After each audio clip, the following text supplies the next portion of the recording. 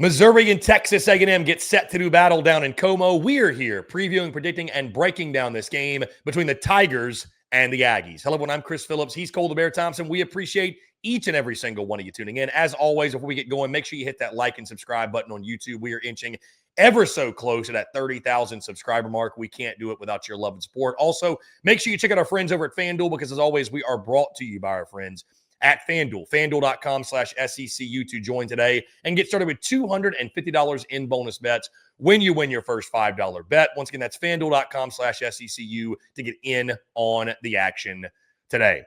Missouri and Texas A&M get set to do battle Saturday in Columbia.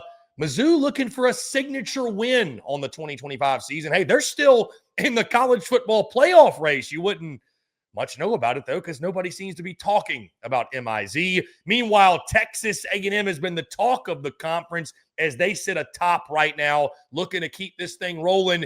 Is it as simple as Aggies to the SEC title in the college football playoff, or will battered Aggie syndrome creep its way back in on a Saturday in the middle of America? Again, we are here previewing, predicting, and breaking down this game. It's Mizzou. It's Texas A&M. I am Chris Phillips, and joining me, as he always does, my good friend, co-host, colleague, partner in crime, one of the best in the business, and a man that knows very well about these two teams and these two fan bases. It is Cole the Bear Thompson. Bear, what's going on, man? Appreciate you taking the time and really excited to see you squirm talking about this game. I want to take you back to November of 2024. Texas A&M was 7-1. Texas A&M was undefeated in conference play. Texas A&M was on a collision course for the college football playoff. They were en route to making a run to a national title, and they proceeded to go 8-4. That's just the bottom line. Here's the good news. They're not going to go 8-4 this year because they're not going to lose to Samford. But 9-3 is still possible. There's the battered Aggie syndrome in the back of your head that's saying, hey, man, don't do it yet. Don't do it. We've been here before. We've been burnt in the past. And remember, this is a game that last season was a top 10 matchup on paper, and Mizzou came into this matchup hearing about Will Lee with the blanket from Theo Weiss saying, oh, I'm going to cover you all night. Remember how much there was animosity in this game? There's still a lot that is to be said about Mizzou and their chance of going to the playoff. But it all comes to a crashing end if they can't get off the mat after a bye week to be able to respond and take on Texas A&M squad. That also is coming off of a bye week. Just funny how that always works. Yeah, loser gets out of town game from Missouri here, Bear. They drop this one. They pick up their third loss. You can kiss those dreams of a playoff goodbye. 2:30 kickoff time on ABC in Columbia at Farot Field. Bear, our friends at FanDuel, Texas A&M is a 7.5-point favorite. The over-under sits at 47.5. Interestingly enough, I believe this morning when I checked, this spread was at 6.5. So money coming in on the Aggies. They have been bumped to a 7.5-point favorite. The series history, Texas A&M leads it all time, 10-7. And the last meeting, of course, came last year. You might recall A&M far got the better of MIZ. 41-10 was the final in that game in College Station. Bear, as we focus on this one, you and I were just talking off air. I want to start with this conversation because I think it's interesting. This, on paper, looks like it should be the game of the weekend, right? We've got a pair of ranked teams in this one. Missouri is a top 20 team in college football. Obviously, Texas A&M is a top 5 team in college football. It is number 19 against number 3. That would tell you, hey, probably College game day is going, or this is the game that everybody can't stop talking about. That doesn't really feel like the case right now. And I think there's reasons for that on the Missouri side. But, like, for Mizzou as a whole, I don't know why it is. They feel like the most easily forgotten about team in the conference on a yearly basis, despite the successes they have on field. But with that being said, and I know our MIZ folks who tune in and watch us, they'd agree with this. Missouri needs a signature win more than they need air to breathe. That's why you're not getting respect. You're 6-2. Who's your best win against? Is it South Carolina? Is it an Auburn team that just fired Hugh Freeze? Is it Kansas?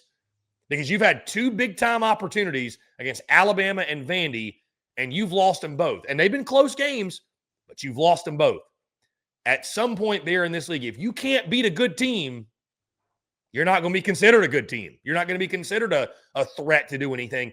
Winning this game won't guarantee anything from Mizzou, but what I think it would do is wake people up and say, hey, when you're having these playoff conversations, remember, Eli Drinkwitz and company are still in contention because right now it kind of feels like they've sort of faded into the background a little bit of most people's minds. Yeah, they're like Washington in the Big Ten. Like Washington go on a run and finish the year off 10-2, and people are like, they're still in this thing, or in Iowa basically. Like, Iowa's still here. Like who did they beat? It's like, well, no, they need that signature win that puts them over the top, and people start paying attention. But Mizzou, from a roster standpoint, again, still a top 20 defense. They still have one of, if not the best running back in the SEC in Ahmad Hardy. They still have weapons in Donovan O and Brett Norfleet and Kevin Coleman. And I understand that, and believe me, my MIZ faithful, please know this comes from a place of love. This not from a place of disdain. I know that officiating has been dreadful in the SEC this year. I know that officiating was not up to par at times in the matchup against Vanderbilt. But you've had 2 weeks to get over it. Now it's time to go ahead and move forward. You can't live in a world where constantly you are just blaming the Zebras for why you are being screwed out. Get a signature win, and people don't care about the losses. They start looking at the wins. And a top 5 win against a team that has all of its intangibles in order, a team that has basically shown you when they get on point, they look unstoppable. That would change a lot of narratives around your program, especially going into that matchup when you face off against Oklahoma, especially when you close out the year against Arkansas. When you go face off against a Mississippi State team that is coming off of a signature win itself, and they want to keep the good times rolling. So all these things that are just being said, you got to make sure that you handle business. You also got to make sure that you give a reason why people need to be talking about you. Just like I say when it comes to Washington or USC or Michigan or Iowa, you all have an opportunity to go to the playoff. But part of the thing that you have to do is not just expect, 10-2. You got to get that signature win. You have 2 opportunities to get that against Oklahoma and Texas A&M. And also you need both of them to be able to go to the playoff now at 10-2. Bear, one of the things that Missouri must overcome in this football game is there will not be an appearance by Bo Pribula, who went down against Vanderbilt with an injury. It'll be Matt Zollers, or so we think, at the quarterback position. From what you've seen, Bear, from Missouri, how big of a loss is Pribula? How does this affect what MIZ wants to do offensively? You and I would both agree. It starts with Ahmad Hardy, Jamal Roberts getting the running game going. But they're going to have to get something out of the quarterback position. Doesn't feel very favorable to Eli Drinkwitz and company, a brand new quarterback essentially going up against a Mike Elko-led defense. I will say I was actually pretty impressed with how Zollers came on in and at least made things interesting. You know, he got his way into the end zone, found his, got the touchdown pass off. And he is the future. I mean, he had a 60.9 completion percentage. He tried to evade some pressure and make some runs upfield. So there's the theory that we talk about when it comes to the interim coach. There's also the backup quarterback theory, where there's not enough film on a player. And because we've only seen him in a sporadic function, you don't really know what to expect. And so what Texas A&M is preparing for when it comes to Kirby Moore's offense, which is a very quarterback-friendly system, may end up being completely different than what Zollers is great at. What are the strengths of Zollers' game? So, that maybe gives a slight advantage at time for Missouri, especially with this being a home game. But you are right.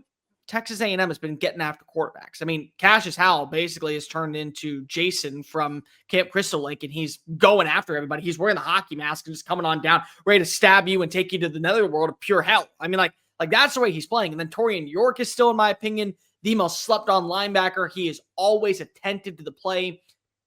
They do a good job of forcing teams to make mental mistakes, and they capitalize on them. So that's something that you're going to be able to take advantage of if you're Jay Bateman and you're Mike Elko in this matchup. Is we got a young quarterback making his first career start against a top 5 team in a game that he has got to win. So you do have some slight advantages to where if you can get after him, forcing those mental mistakes and overthrowing balls to a Donovan O or to a Brett Norfleet, who, again, it's very hard to overthrow. He's 6'7", but still, there's a way to make it happen. Or you try to go deep to a Marquise Johnson downfield or a Joshua Mann, like little things like that. You talk about those things. A&M has a secondary that can make plays too. So this is going to be a really interesting matchup. A&M, how do you prepare for a quarterback that has very little to no film on? But also for Zollers, how do you go out there and make sure that you're just doing the right things in a system that is going to create openings for you? I think a lot of people sleep on Kirby Moore when it comes to his play designs. They are always quarterback eccentrically friendly. You can find opportunities to be able to strike. Bear, on the other side, A&M, it's been over a month since they scored less than 30 points in a football game. Last time that happened, and it's only happened once, by the way, That happened in the game against Auburn, 16-10. They won that football game in College Station. Bear, outside of that, they've scored over 30 twice, over 40 in every other game. So over 30 in every game except one. It's going to be a challenge for Corey Bethune and company. You look at what Marcel Reed did in their last time out. Of course, that coming against LSU, over 100 rushing yards, a pair of touchdowns, also over 200 passing yards, 2 passing touchdowns as well. Marcel Reed's starting to really feel it. I'm really curious to see what the defensive game plan from Corey Bethune and company are. Also, again, A&M, the rushing attack. That's their bread and butter. That's what they do best. Heck, I don't even know if it's a 3-headed monster. It feels like a 5 or 6-headed monster at this point with so many guys that can make an impact, I should say, in the running game. It is a tough challenge for Corey Bethune and company, I think, to slow down and stop this Texas A&M attack. The good news is they have a top 7 secondary in college football. They are only giving up, if I'm not mistaken, 156 yards per play. Here's the problem. If you watch my superlatives episode, Marcel Reed was the player of the month in October for me. I mean, he did everything. He had over 1,200 total yards of offense. He had 14 touchdowns. He did have 4 interceptions, though. So that is something that you can take advantage of. If you're able to go ahead and win your one-on-one battles again at the line of scrimmage with wide receivers, there is an opportunity to where he will put the ball just enough in harm's way to where it's picked off. Here's the other issue, though. You have to respond based off of that. You got to be able to capitalize and take away some points. Like, look at that matchup against Oklahoma and Tennessee last week. Tennessee had outgained Oklahoma by over 200 yards, but they had 3 turnovers in the first half. And what happened on all 3 turnovers? Oklahoma got points. 13 points came because of they were able to get the ball in the right spot. That's going to have to be Mizzou's offense in this standpoint. But you are right. Casey Concepcion is feeling himself at this point. Mario Cravers maybe slowed down when it comes to the end zone. He still is averaging 15.8 yards a play. You're getting Nate Borkature more involved in the passing attack. You get some swing routes out to Morrow. You get some swing routes out to Amari Daniels. Ruben Owens has not missed a beat as RB1 in place of Le'Veon Moss.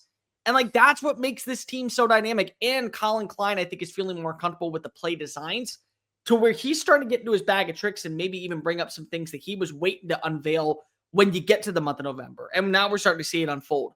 The big matchup that I'm looking for in this game is, can we see pressure from Mizzou's defensive line against Texas A&M's offensive line? Texas A&M's offensive line very well may be the best in the SEC. In fact, for my money, I think that it is the most complete in the SEC.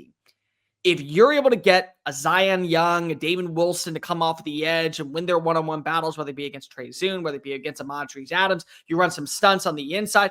There is so much optimism that this defensive line can force Marcel Reed to make some air throws, put the ball in harm's way, and ultimately that leads to some turnovers. But again, when you get those turnovers, they have to end in points. You can't just go ahead and say, well, we stopped them on a 3 and out, because their offense is too dynamic to stay down for long. This may not be a high-scoring game, but what may happen is you force 3 turnovers, but then, of course, you don't score off it.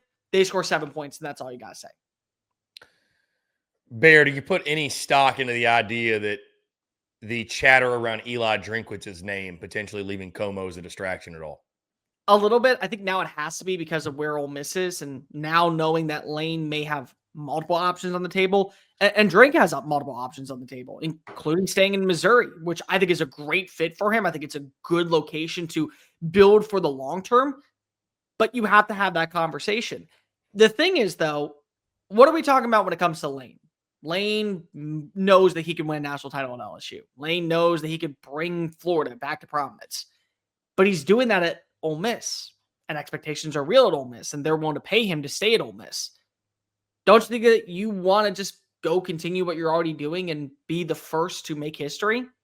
Drink can do the exact same thing. But that only happens by getting wins. Getting a win over Oklahoma. Making sure that you don't fumble the bag against South Carolina. Now you're talking about this with Drake. Get a win over Texas A&M. Get a win over Oklahoma. Put yourself in a position to where you're in the hunt for the college football playoff. That needs to be the case. What I think is going to be a bigger deal is seeing how this past bye week got Matt Zollers up to speed, running this offense efficiently. Because if he was and still is expected to be the future, remember, when we were on SEC Media Days, they talked about Zollers being in the conversation for QB1. I mean, it was not a done deal. Sam Horn was still going up against Pope Beulah. Eventually got shut down, but They were saying that he was pushing. How comfortable is he running the show? And if he can be comfortable running the show, I think this game is going to come down to two main elements. Number one, which defense flinches first in explosive play, and number two, special teams. Because I hate to be the bearer of bad news, guys. Casey Concepcion is a speed demon on punt returns.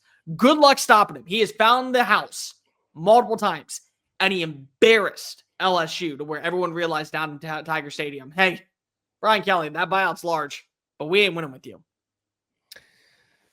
Bear, before we get into our predictions for this game and our picks, I want to say this because this is just something that, you know, when I look at this A&M team, I have no questions about them from a personnel standpoint. I've been very, you know, I think they're the most complete team in the conference. I think they have the fewest deficiencies. I think that you look at the way they've played at this point, and they've still got a lot to prove. I think what's interesting, Bear, if you want to, you know, get critical and poke holes in the resume, which you could do this to everybody, but they've beaten 5 teams in conference play, and I believe 4 of them have fired their coach. Yeah. You got Auburn, Florida, Arkansas, LSU. So 4 of their 5 SEC wins have come against schools that have fired their head coaches, and the other one was Mississippi State. So if you want to poke holes, sure. But I still think Texas A&M is for real. I think they're as complete as any, not just in the SEC, but all of college football. I'll say this. Texas A&M right now is the golfer that is 5 under through 14. Their biggest challenge right now is not physical, it's mental. You are on the home stretch. You are on the cusp of doing something special. You are on the cusp of going to Atlanta for the very first time. You are on the cusp of reaching double-digit wins, getting to a college football playoff, sort of ridding yourself of this stigma of what you have been. The challenge now for Texas A&M for me is more mental. Can they stay locked in, focused on the task at hand? Texas A&M should beat Missouri. Do we see at any point, like mentally, again, they're like the golfer that's like 6 under through 14 and then walking to 15 realizes, oh shit, I'm 6 under through 14. And once you start thinking about it and the wheels start turning, that's when you start making mental mistakes and uncharacteristic errors, and you blow it and you make back-to-back double bogeys and you stumble down the stretch. We have seen Texas A&M do it before. Can they keep their wits about them? Can they keep their composure? Can they focus game at a time? I know it's very coach speak, but it's the reality, especially this time of year, and especially when you're on the cusp of doing special things like they are. If they can stay locked in on a week-in, week-out basis, and I think Mike Elko's the right guy for that, but if they can do it, this team is built to accomplish and finish this thing off and do what they want to do. But that is the biggest challenge to me for Texas A&M right now from a mental standpoint, realizing where you are, but being where your feet are, not thinking outside of what you're doing in the task at hand, staying within yourself. And if you can do that, you're going to get the results you want. But I think the mental test of this right now, we are going to find out a lot about this Texas A&M football team over the last month of the season from a mental standpoint, because everybody's patting you on the back, telling you how great you are. You know, you're in the lead. You're on the leaderboard. You're 6 under through 14. Can you block out that noise and just focus on the next shot, or do you let that get the best of you? That to me is the biggest challenge, because this A&M team's got it. Like they've got it. They've got it all. There's nothing that, like, I don't think there's even questions they really have to answer from that standpoint. It's all mental from here on out. Beautiful analogy when it came to golf. And I know that because I've been there before and I've pissed down my own leg when I was in that spot. So I get it. 100% true. You are right. I mean, you're on the 15th. You got the win. Don't screw yourself out. So now let's use a golf analogy for Missouri at this standpoint. You're Happy freaking Gilmore. You are Happy freaking Gilmore. Let me explain, guys. Happy Gilmore didn't know how to play golf. Happy Gilmore didn't know anything about life when it came to swinging a club. He just knew that, hey, I got a killer shot in hockey and I want to be a hockey player. Well, Mizzou wants to be wants to be respected, but they're just a run-of-the-mill SEC team. You know, we saw Daniel Lafferty laughing at Happy Gilmore when he was standing in his way inside of the Waterbury Classic. So you know what? Be yourself. You're built different. Mizzou is always going to be treated as the redheaded stepchild of the SEC because it doesn't fit the Southern hospitality culture, because of the location is nowhere near anyone else in the conference, because of it was a Big 12 school that was already a Big 8 school beforehand. So you know what? Embrace who you are. Be the chaos that has changed the sport. And you know what? Happy Gilmore changed the way that we viewed golf. He beat Shooter McGavin. He won the gold jacket. He won several gold jackets. Hate to ruin that for Happy Gilmore 2 fans haven't seen it yet, but they were the reason why we talked about this sport evolutionizing and being different. So be Happy Gilmore. Change the way that we view the college football playoff standings, because you're still in it. You're still in every single battle, but it has to start off by swinging a club and getting on the green in one stroke. You got to start off fast. You got to start out strong. You got to show that Matt Zollers, you have full confidence in him to be able to strike, and you better be able to start getting the ground game going with Ahmad Hardy, because I'll tell you what, that is the secret weapon. That is like having a 400-yard drive every single time that you go ahead and hit the bottom. Like, that's what you got. You got to get him into space. You got to let him make some plays.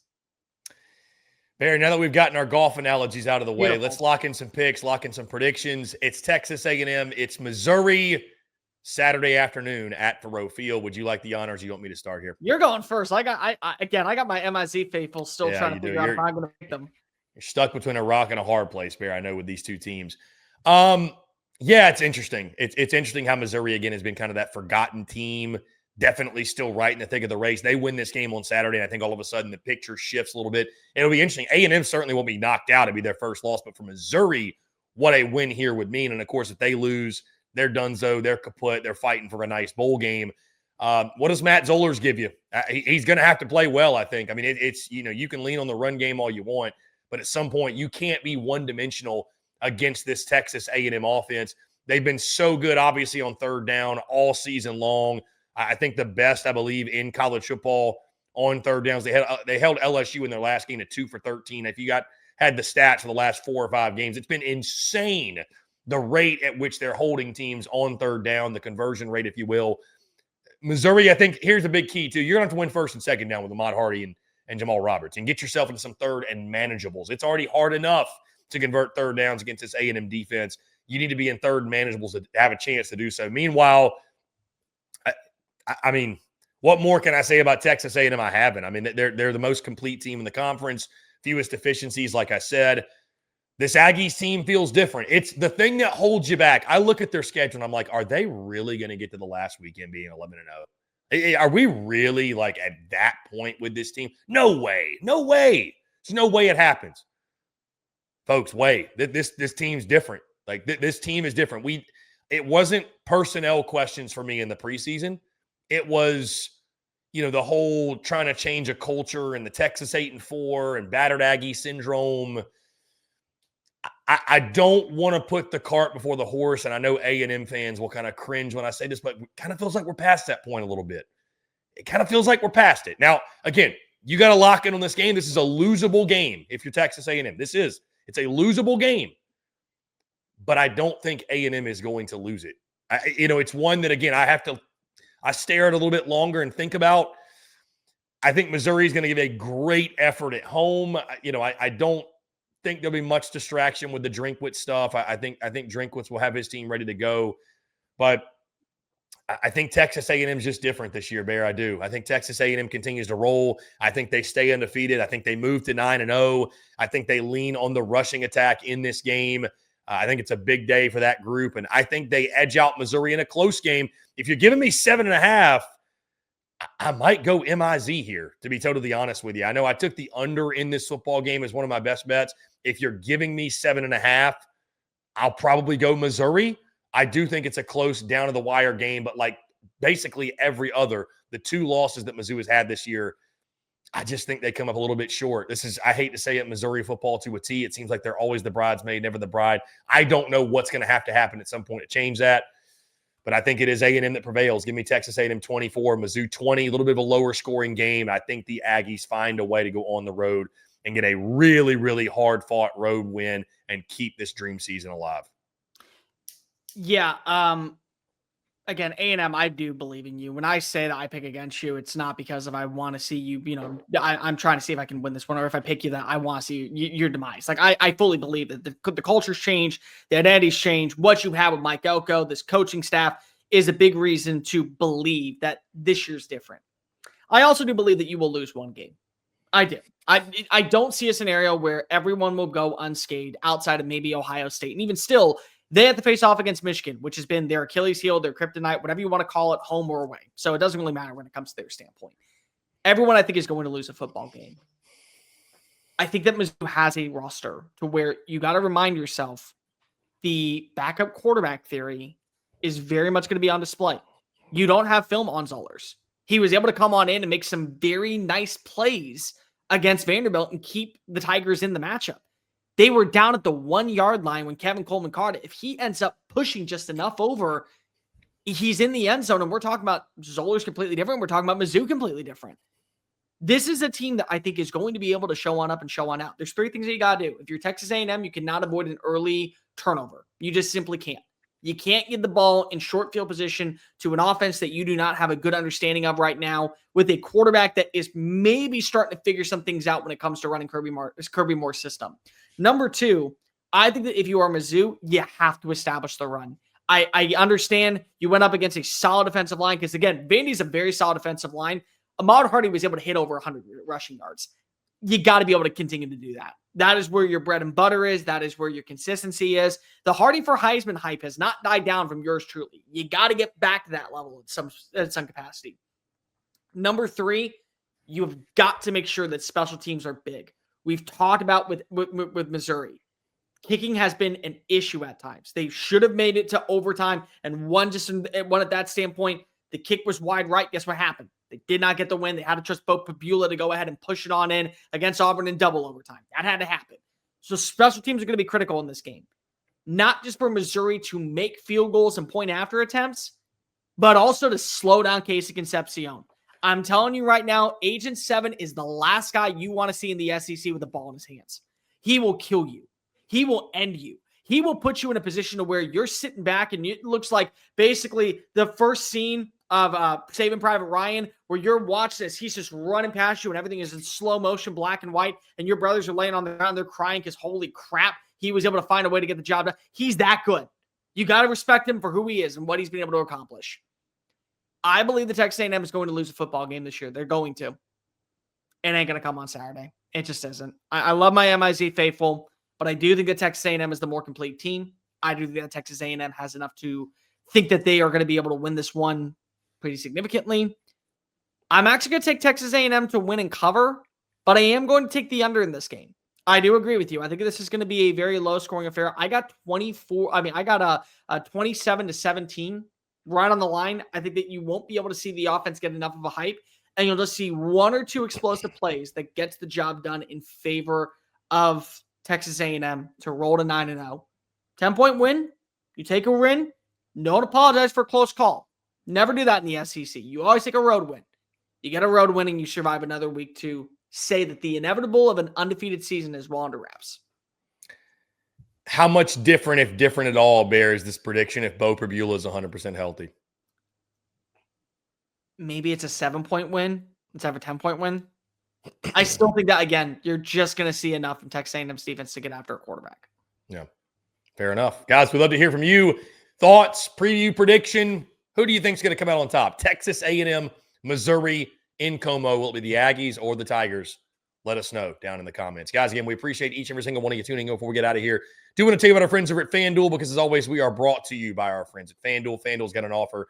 You don't want to miss this NFL season. New customers can bet just $5 to get 300 bonus bets. If you win, that's right. Pick a bet $5. If it wins, you unlock $300 in bonus bets used all across the app. You can build parlays, bet player props, ride the live lines, whatever your style. FanDuel's got you covered. The NFL season's here. College basketball's in full swing. NHL, NBA, you name it. You can bet on it. The only question is, are you ready to play? Visit FanDuel.com/SECU to download the FanDuel app to get started. Once again, FanDuel.com/SECU to get in on the action today. Guys, like I mentioned, that's going to do all for us. We appreciate each and every single one of you tuning in. As always, make sure you hit that like and subscribe button on YouTube. Check us out wherever you get your podcasts, all across your favorite social media platforms, and as well as our website, secunfiltered.com. For Cole the Bear Thompson, I'm Chris Phillips. We're signing off. Appreciate each and every single one of you tuning in. Have a great rest of your day. We'll talk to you all on the other side. MIZ.